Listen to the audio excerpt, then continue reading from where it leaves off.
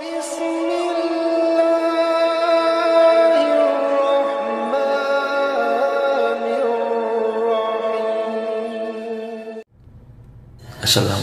warahmatullahi wabarakatuh. Alhamdulillah, pada kesempatan ini kita akan menyimak tausiah dari ulama besar. Mari kita simak. Mata atlaqa lisanaka bit-talab fa'alam annahu yuridu an yu'tiyaka. Kapanpun saatnya atlaqa, Allah mengitlaqkan. Apa arti itlaq? Melancarkan lisanmu sehingga tidak ada beban dalam melafazkannya, dalam memintanya. Fa'alam, maka ketahuilah saat itu Allah sudah langsung menjawabnya. Saya mau tanya lagi, Pak, adakah di dunia gerakan yang bukan digerakkan Allah? Ada nggak? Kalau ada, berarti ada Tuhan selain Allah. Gimana? Jadi yang gerakin kita doa itu siapa sih? Allah. Kita usaha, mentok, pusing, tahu-tahu kita ada aja jalannya. Yang membuka jalan itu siapa? Kita atau Allah? Oh, itu kan koneksi saya, Ustaz. Kita sudah menuhankan diri sendiri. Hati-hati. Afara'aita man ittakhadha ilahahu hawa. Maka apakah engkau melihat orang yang menjadikan Tuhan dia, pujaan-pujaan dia, yang dia puja-puji itu dirinya sendiri. Jika orang alim, dia merasa dirinya pinter. Tuh lihat saya, jamaah saya banyak gitu. Tuh lihat saya, ilmu saya banyak. Nah, orang begini sudah menuhankan dirinya. Mau dia gelarnya mursyid, mau gelarnya doktor, LCMA, kiai 1000 kali, itu tetap di dalamnya iblis. Orang yang memuji-muji dirinya sendiri itu iblis, Pak. Nauzubillah min dzalik. Kecuali dia memulangkan pujian itu kepada Allah Subhanahu wa ta'ala. Yang berhak dipuji siapa? Allah, ya. Maka orang yang memuji dan memusuhi kita itu gerakan dari Allah. Marah gak Allah menggerakkan? Marah gak? Maka jangan terlalu senang dipuji orang, jangan sedih juga kalau dicaci maki orang, karena itu semuanya gerakan dari Allah. Wa ma tasyauna illa ayyasha Allah. Tidaklah engkau berkehendak kecuali kehendakmu tunduk kepada kehendak Allah SWT. Ada seorang anak muda, belagunya bukan main ngomong kepada saya, ya. Kita ngaji hikam, dia seorang marketing. Dia bilang, Ustaz itu gak ngerti ilmu marketing. Oh iya, terus gimana?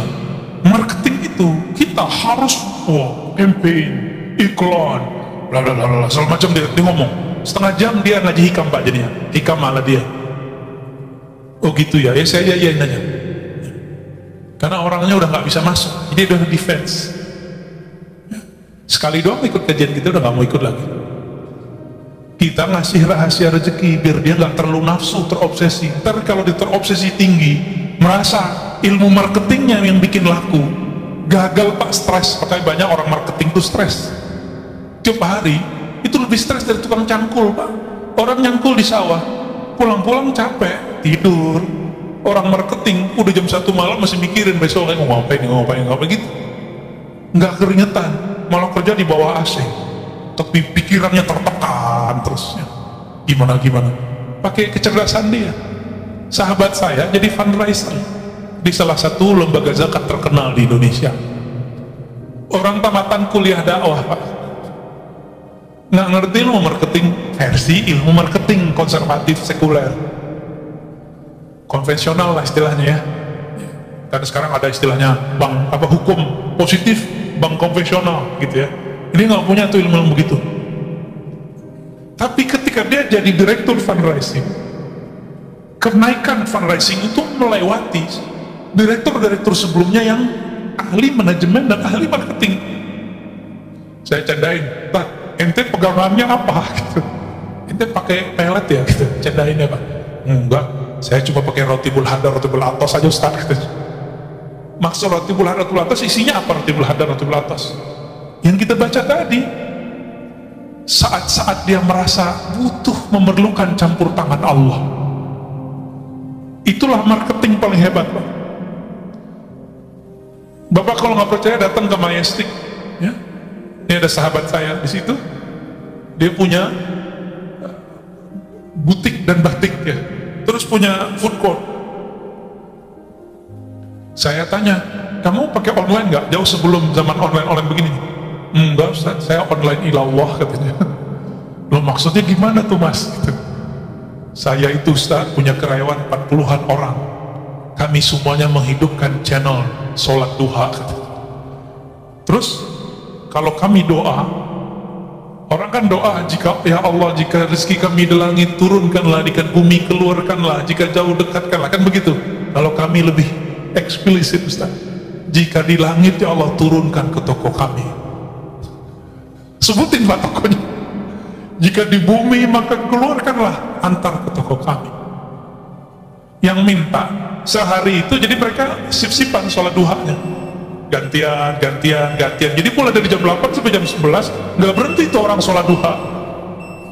Mirip-mirip seperti ahbab tabligh, kalau mau jauh lah ada ahli zikir jadi pojok masjid. Serius sama lah, ini marketing langit ini bisa begitu. Dan ada yang datang, dia beli batik 80 juta Pak, kain doang udah robek dikit tuh, dibeli 80 juta. Kata istrinya, ente bahlul juga ya, ngapain dibeli begini-ginian gitu, kira-kira terjemahan bahasa aneh loh ya, bukan bahasa beliau. Tahu-tahu udah lama nih nggak minat mau dijual, tapi feelingnya ini sudah ada sahibnya nih yang bakal jadi tuan ini. Ternyata tiba-tiba ada orang Chinese datang, dia lagi nyari batik-batik lama yang dulu apa istilahnya ya, ditulis oleh moyang-moyangnya dulu. Ketemu berdesir, ditawar Pak 2 kali lipat, dilepas dari 80 sekarang jadi 160 ya, kurang-kurangan dikit lah. Kenapa? Online ilallah, orang nggak mau mikirin yang begini. Cuma 3 tahun kebeli sekian toko dia, di depannya orang jualan udah 20 tahun begitu-gitu aja. Pak masih pakai gerobak. Kita nggak ngeremahin siapa-siapa Pak, ini berbicara marketing langit ya, yaitu nah inilah ilmu pengasihan tertinggi. Ilmu jalbur rizq. Apa jalbur rizq? Kan orang-orang usaha ini nyari-nyari itu kemana-mana. Antum gak usah kemana-mana, nyarinya ada di kamar kita, ada di atas sajadah kita. Jadi yang usaha nih, gak usah ijazah-ijazahan antum, gak usah datang ke kiai mana.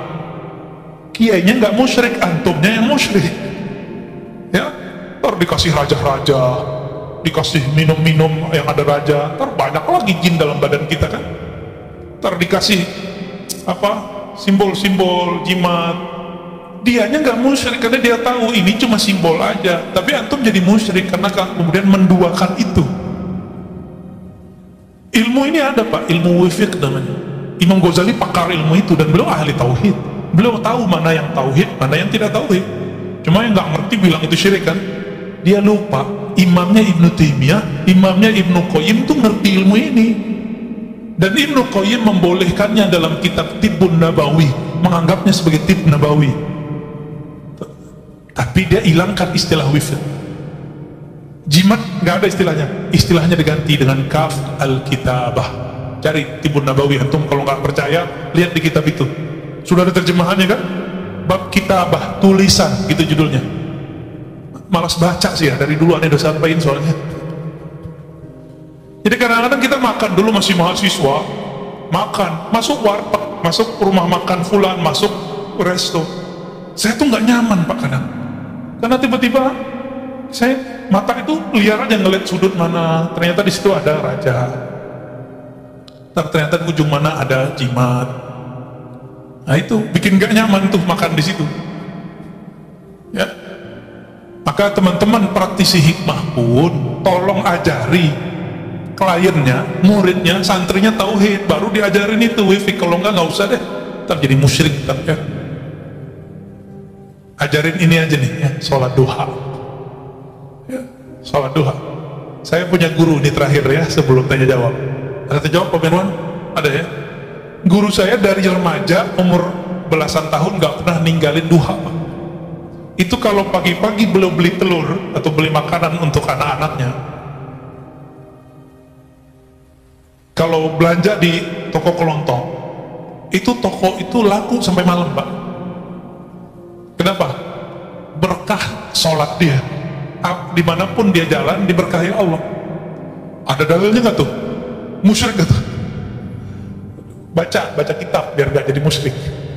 Dalam kitab Ibnu Mubarak, kitab Az-Zuhud, disebutkan bahwa jika ada seorang yang berzikir atau yang berjalan ke majelis ilmu atau berjalan ke masjid Allah, itu bongkahan bumi, debu-debu yang kita injak, dia berkata, wahai tanah di sampingku, saksikan aku diinjak oleh hamba Allah. Senang dia, Pak. Jadi kalau dibalik gimana? Kalau kita maksiat di bumi Allah, itu bumi ngutuk-ngutuk kita, Pak. Oi, cepetan pergi gitu. Semoga kamu ketahuan. Kita ketakutan kalau kita maksiat. Allahumma sholli ala nabiyina Muhammad. Di dalam Al-Quran surat Ali Imran, sebagai ayat pamungkas daripada hikam ini, Allah Subhanahu wa ta'ala berfirman, walaqad nasarakumullah bi badrin wa antum adillah. Sungguh Allah telah membantu kalian bi badrin, saat perang Badar. Pakai bi, Pak, bukan pakai fi. Ini campur tangan Allah ini lebih dahsyat. Yang ngerti ilmu balaghah ini faham maksud bi di situ. Wa antum adillah, saat itu kamu merasa hina, merasa lemah, merasa butuh bantuan Allah Subhanahu wa ta'ala. Maka jika berdoa, berdoalah dengan rasa hina. Jika berzikir, berzikirlah dengan merasa rendah diri kepada Allah Subhanahu wa ta'ala. Baik, kira-kira gitu Bapak Saudara makan Allah. Kalau ada yang mau didiskusikan, mau ditanyakan, tafadhol. Gimana Pak Mirwan? Mantan Covid, alumni Covid. Emang Covid ada kan, Pak? Ada. Anda kan pernah ngerasain. Soalnya teman-teman kita masih ada yang belum percaya, ya. Antum nggak percaya sih nggak apa-apa. Ntar kalau udah kena, rasain aja ya. Bismillahirrahmanirrahim. Silakan, Pak Dokter. Terima kasih Pak Ustaz. Masya Allah ini. Jadi pertanyaan saya adalah terkait dengan kondisi sekarang, kekinian, bahwa tadi ada corona, ada permasalahan yang luar biasa mendera kita. Kita butuh tadi bahwa sebagai seorang hamba membutuhkan pertolongan Allah dengan merendahkan diri pada saat berdoa di zikir. Nah, untuk bisa sampai pada level ketawakalan sempurna, ya jadi seorang hamba yang mengandalkan Allahnya untuk sampai pada level di mana tadi la khaufun alaihim, tadi yang Ustaz sebutkan, tidak ada rasa takut. Dalam artian tidak ada yang lain yang ditakuti nih. Apa saja yang kejadian di dunia ini tidak ada yang ditakuti kecuali hanya Allah gitu. Bagaimana caranya Pak Ustaz? Terima kasih. Assalamualaikum warahmatullahi wabarakatuh. Ada cara tentatif, ada cara permanen, Pak. Kalau yang tentatif itu harus punya masalah dulu, baru ingat Allah biasanya. Nah, kalau yang ini cukuplah masa lalu kita dan sekarang, ya. Ada yang lebih permanen, mengenal yang ditakuti. Kenapa kita tidak permanen rasa takutnya kepada Allah? Karena kita nggak kenal yang kita takut itu siapa sih. Bapak kenal Allah nggak sih? Kan antum kenal Allah nggak? Allah itu apa? Siapa? Kalau versi orang kan Allah itu di langit, Ustaz. Itu belum kenal Allah namanya, ya. Allah itu di arsy, Ustaz. Itu ayat Ar-Rahman 'alal arsy istawa. Yang istawa itu antum kenal nggak gitu? Mau terserah, mau di langit, mau di mana terserah, ya. Allah ini kan bukan fisik. Disebut Allah di atas langit, Allah disebut Allah di atas arsy, nggak ngefek. Andi bukan jisim.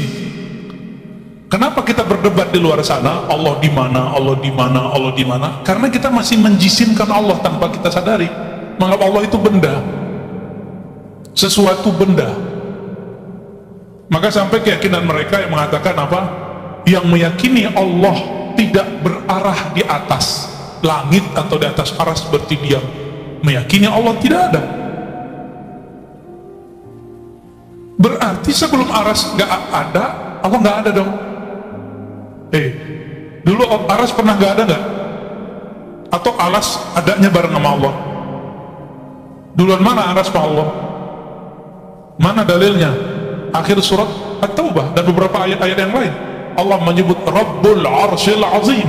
Rabb Allah pencipta. Apa arti Rabb? Pencipta. Pencipta aras yang besar. Jadi aras yang besarnya Allah yang ciptain kok Pak. Maka Nabi kalau lagi ada karb itu karbun artinya masalah. Itu doa favorit saya kalau baca zikir pagi sore, salah satunya La ilaha illallahul alimul azim, La ilaha illallah rabbul arsyil azim, La ilaha rabbus samawati wa rabbul ardi wa rabbul arsyil karim. Tiada yang berhak disembah kecuali Allah. Tiada Tuhan pencipta langit dan bumi. Dialah ya Rabbul Arsyil Azim, pencipta aras yang besar. Apalagi cuma corona yang kecil. Kelihatan nggak corona? Sampai hari ini yang disebut corona itu kan yang disebut sama Bill Gates itu, yang dia presentasi beberapa tahun yang lalu, yang bentuknya kayak rambutan. Ya. Jadi kita sudah terbawa oleh dia. Maka sekarang di mana-mana gambarnya begitu. Padahal belum tentu begitu juga Pak. Ya, pinter ya. Ini maling trap maling Pak. Makanya wajar ya. Vaksin versi lawan dia nggak diakuin. Karena dia mau jualan vaksin juga. Ustadz konspiratif. Emang ada di dunia yang tidak pakai konspirasi? Antum dagang aja konspirasi loh. Kita dagang aja konspirasi nggak? Contohnya gini. Orang megang handphone setiap hari lebih lama daripada nonton TV. Maka sekarang orang nonton YouTube sekarang lebih banyak nonton TV, ya kan? Itu pakai otak konspirasi loh. Sekarang jadi marketing namanya. Maka dipasang loh iklan banyak-banyak. Yang lucunya pas pengajian lagi ya. Maka antum yang pakai channel pribadi tuh, tapi isinya ceramah, itu duitnya subhat, harus dibagi tuh. Wajib dibagi kalau dapat duit. Ya. Harus dipakai untuk jalan dakwah, kalau nggak kualat. Rasain aja ntar. Ya. Karena pembersihnya cuma jalan dakwah. Jadi yang antum yang punya tabungan-tabungan samar-samar, gak usah khawatir, pakai di jalan dakwah. Tapi jalan dakwahnya jangan salah dakwah. Ntar dakwah-dakwah teroris lagi yang dibantu. Ya. Jadi apa yang harus kita lakukan? Ma'rifatul ma'bud, mengenal yang kita anggap kita takut. Bapak karena kenal istri, maka cintanya permanen Pak. Walaupun istri sudah ubanan, benar Pak? Bapak kan ubanan soalnya, saya ngeliat rambut Bapak aja. Tetap cinta kepada istri. Kenapa? Saya kenal dia semenjak dia belum ubanan gitu. Ada orang cantik bukan main, tapi ketus. Bapak seneng nggak? Jadi cantik fisik itu dia cuma enak di mata, pas ngomong nggak enak di telinga, maka dia nggak cantik lagi. Cantik-cantik kok ketus. Nah, itu cara kita membatalkan kecantikan dia. Apalagi nyebelin, apalagi matre. Oh, capek lagut.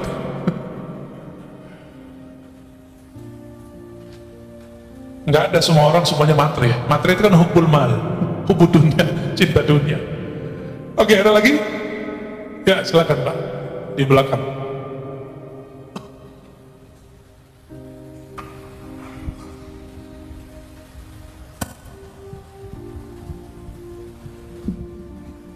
Bismillahirrahmanirrahim. Terima kasih Ustaz waktunya.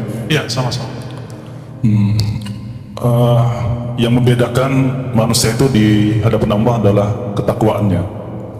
Kita sering mendengar bahwa dalam hadis yang populer, dalam diri manusia itu adalah segumpal daging. Jika daging itu baik, maka semuanya akan menjadi baik. Nah, kalau sudah demikian, maka dari strata yang bawah itu bisa menjadi lebih dicintai Allah daripada pribadi yang punya strata yang lebih tinggi karena ketakwaannya. Nah, bagaimana cara kita mengintegrasi amal, ilmu, dan iman supaya kita menjadi kepribadian yang dicintai oleh dan diutamakan oleh Allah Subhanahu wa Ta'ala? Dan apa yang menyebabkan daripada ketiga integrasi ini yang mudah sekali copot, mudah sekali luntur, mudah sekali kalah dalam kita mencapai keridhaan Allah Subhanahu wa Ta'ala? Terima kasih. Wassalamualaikum warahmatullahi wabarakatuh. Gak pakai teori Pak, pakai yang praktis aja ya. Masih ingat kisah orang yang suka baca kulhu? Dalam Sahih Bukhari, kitab Tauhid, bagian akhir kitab, jilid terakhir. Kitab saya masih kitab kuning jadul, nggak ada nomornya. Kitab Tauhid, Darul Fikr yang lama. Di situ disebutkan bahwa ada seseorang pemimpin perang, setiap kali mimpin sholat, selesai satu ayat dia tutup dengan kulhu. Bahkan beberapa rakaat itu cuma kulhu, kulhullahu ahad, Allahus samad, sampai akhir. Akhirnya bikin yang di belakang bertanya-tanya, emang gak ada ayat lain, kira-kira gitu ya. Kenapa sih orang bacanya ayatnya itu aja, Al-Ikhlas belum. Pulang ke Madinah, sahabat-sahabat yang jadi makmum ini melaporkan apa yang dia lihat, padahal Nabi gak pernah menyuruh begitu.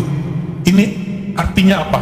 Sahabat-sahabat itu menciptakan torikot-torikot ritual untuk dirinya.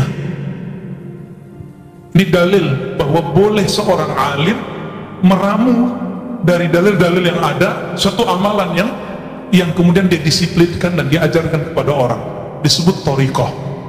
Ini dalilnya. Apa kata Nabi?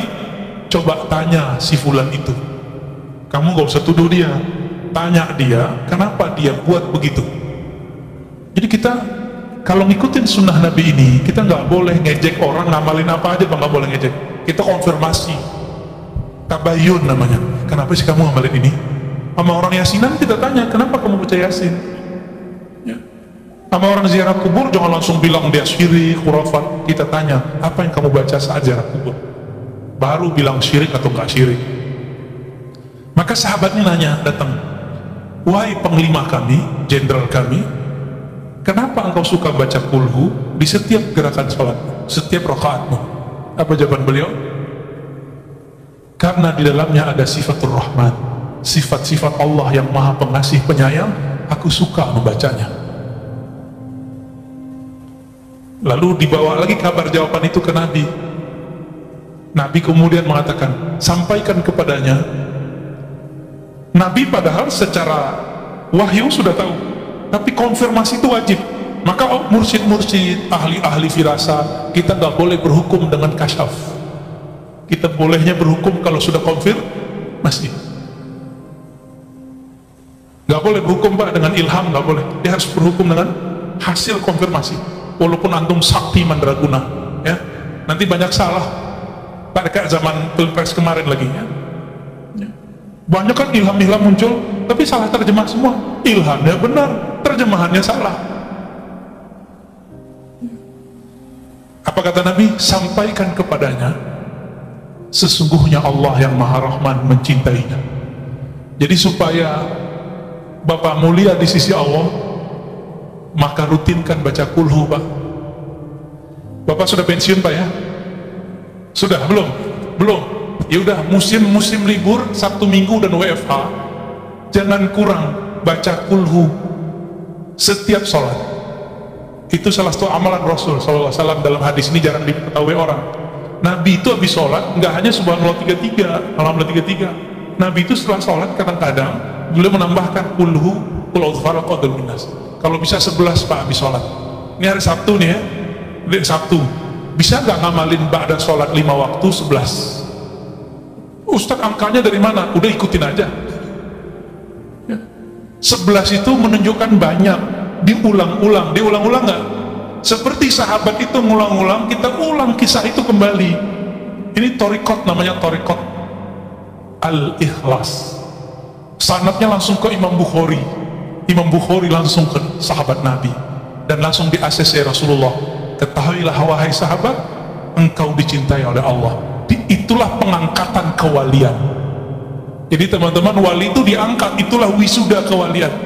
Jadi bukan wisuda-wisuda yang seperti antum bayangkan itu pengangkatannya begitu. Jadi sahabat-sahabat itu diangkat sama Allah, diangkat Rasulullah.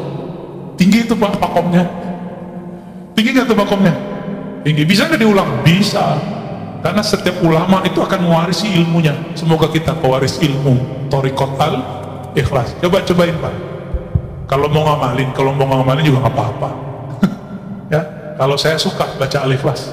Ya, kalau dulu masih remaja, tapi remaja saya udah nikah Pak. Saya ngamalinnya semalam 1000-an. 1000 kita ngamalin hampir tiap malam. Nah, sekarang karena sok sibuk, nggak ngerjain sebanyak itu. Tapi tetap kita baca. Oke, lanjut. Fadhal. Assalamualaikum warahmatullahi wabarakatuh. Ustadz yang kami hormati, kita banyak membaca dan mendengar kalau Rasulullah itu amaliyahnya sholat sampai kakinya bengkak dan sholat qiyamul lail malamnya. Dan para aulia juga banyak kisah-kisah beliau itu sholat malam dari pakai wudhu isya sampai.